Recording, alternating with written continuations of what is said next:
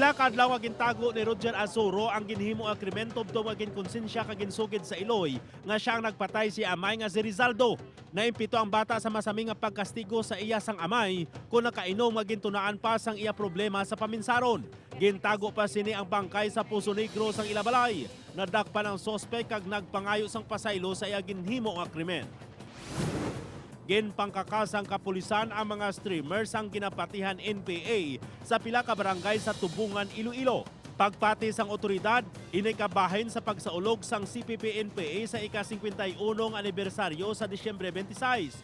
Suno kay Colonel Villela, mahimo ginapakita sang grupo ang ila pwersa sa pihak sang kamaturan nga nagahuyang ng NPA sa panay. Nagapabilin nga alerto ang otoridad agud punggan ang anuman nga plano sa makawala nga grupo sa ila anibersaryo. Dungan sa pagdagsa sa mga pasahero sa mga terminal kag airport, ginkasasang PDEA ang ilang kampanya kontra druga. Nagpatigayon sa inspeksyon ang grupo sa mga bagay sang pasahero kag cargo para masiguro nga hindi makalusot ang modos sang sindikato. Ilabi na subong nga nagataas ang demand sang illegal nga druga sa aklan sa nagahilapit nga Ati-Atihan Festival.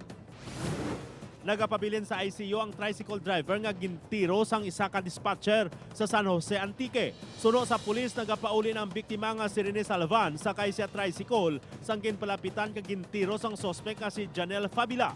Ginapasuni nga antes matabo ang krimen, may hindi pag-insindihan ay ang duha. Preso na ang suspek nga nagapangatubang sang kaso nga frustrated homicide.